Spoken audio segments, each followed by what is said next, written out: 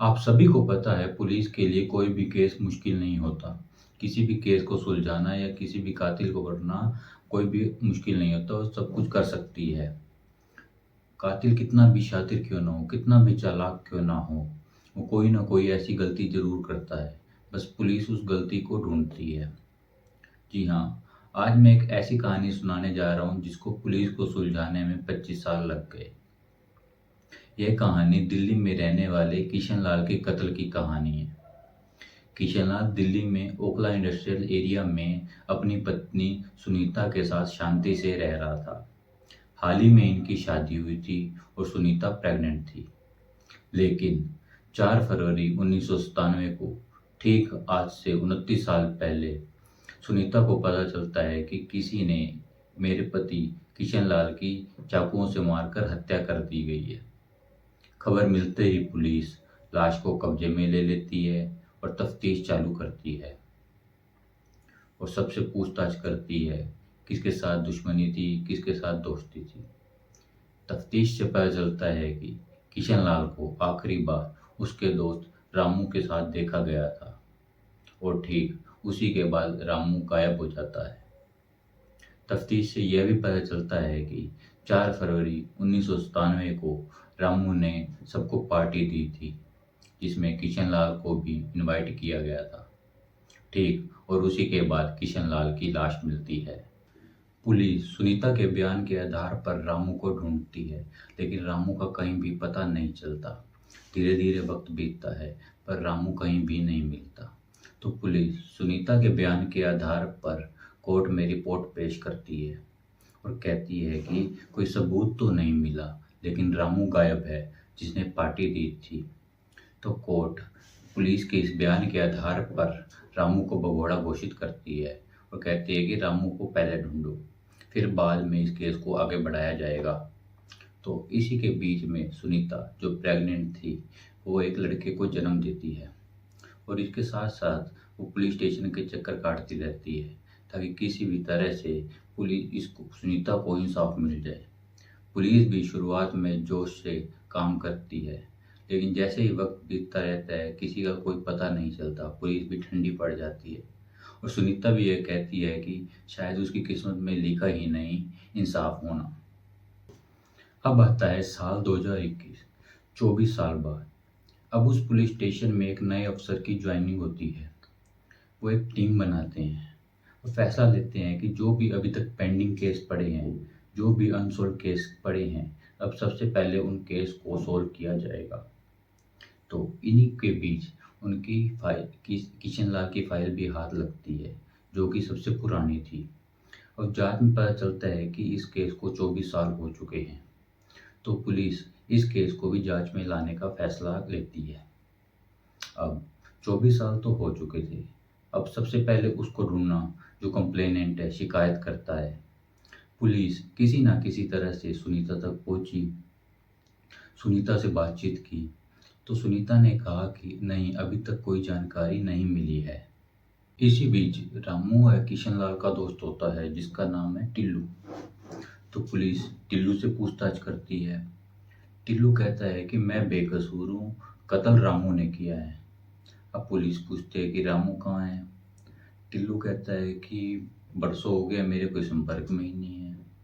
अब पुलिस कहती है कि 24 साल तो हो चुके हैं, अब रामू मिल नहीं रहा, इस केस को सुलझाना तो मुश्किल हो गया है। तो टिल्लू से पूछताछ करने पर टिल्लू बताता है कि रामू का एक भाई भी है जो अपनी पत्नी और बच्चों के साथ तुगलकाबाद एरिया में रहता है। तो पुलिस कहती है कि चलो भाई, रामू के भाई को ही ढूंढते हैं।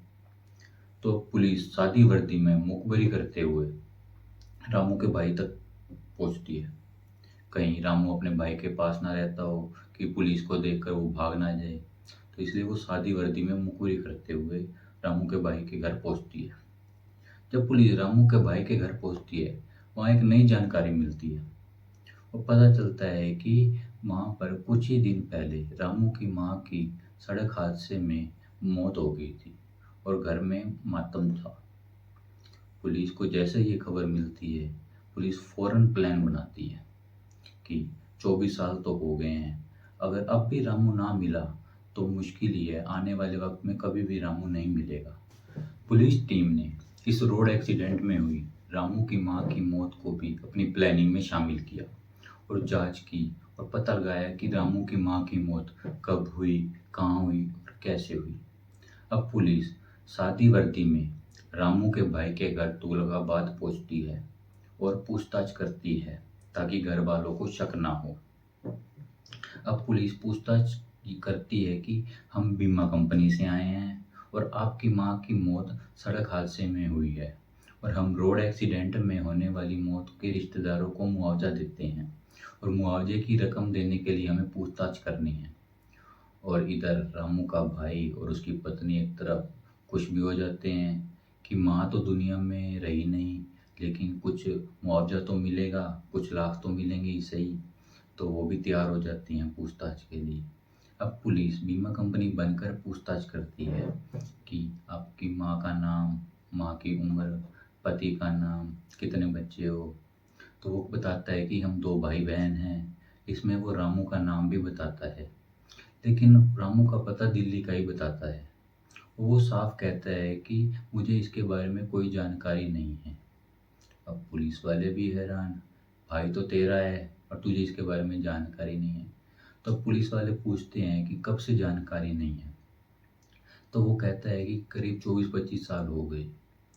अब पुलिस वाले भी सोचते हैं कत्ल भी 24 साल पहले हुआ था, क्या पता ये सच्ची बोल रहा हो, क्या पता कत्ल करने के बाद उसने अपने रिश्तेदारों से दूरियां बना ली हों।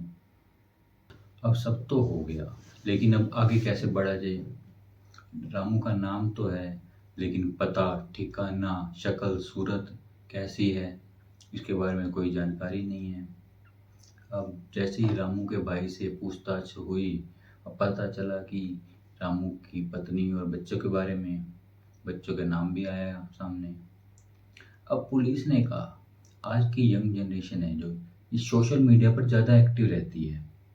अब पुलिस ने उसके बच्चों के सोशल मीडिया खंगाले, जिसमें उसके बच्चों का सोशल मीडिया हैंडल पता चला।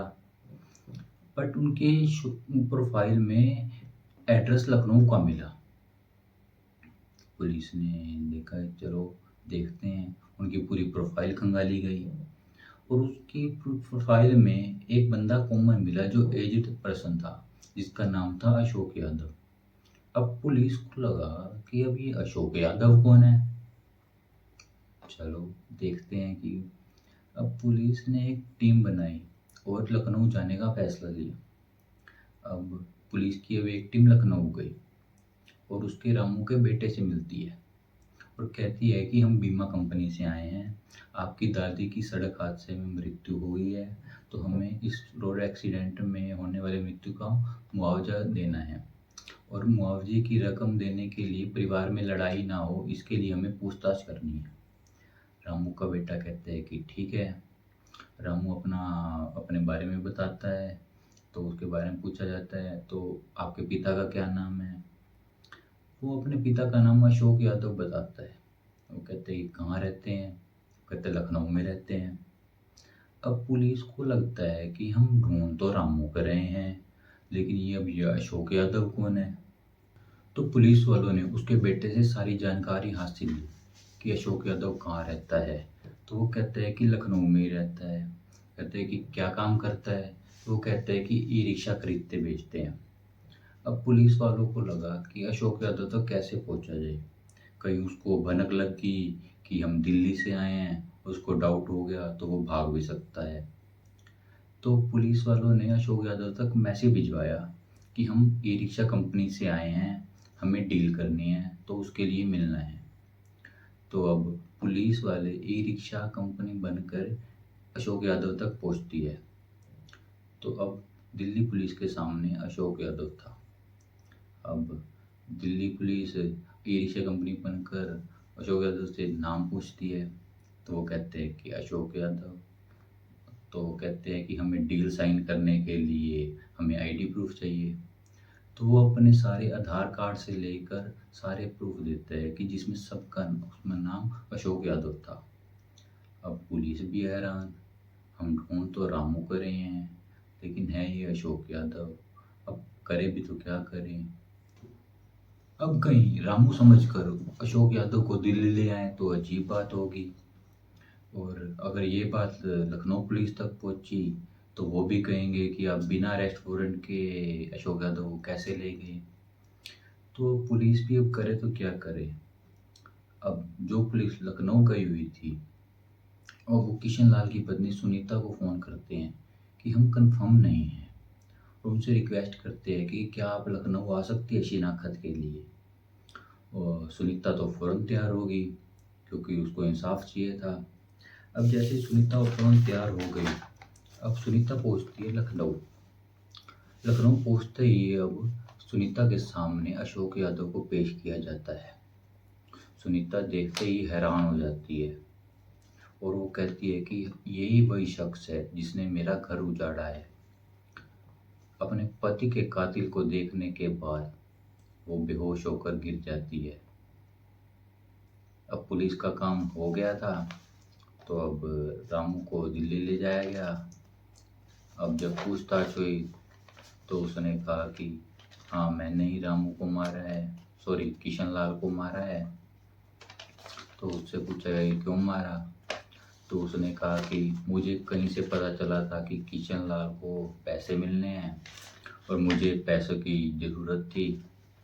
तो इसलिए मैंने 4 फरवरी को पार्टी में बुलाया, उसको शराब पिलाई और उसकी चाकू से हत्या कर दी और पैसे लेकर भाग गया दिल्ली से दूर।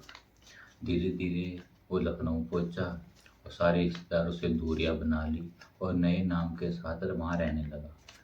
और मैंने अपने पत्नी और बच्चों को से भी कह दिया था कि मेरा नया नाम अशोक यादव है और पुराने नाम का जिक्र भी नहीं करना।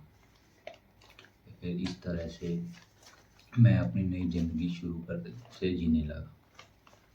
खैर, अब रामू पकड़ा गया और इस तरह से दिल्ली पुलिस ने 25 साल पुराना केस सॉल्व किया। मैं उम्मीद करता हूँ कि आपको ये कहानी अच्छी लगी होगी।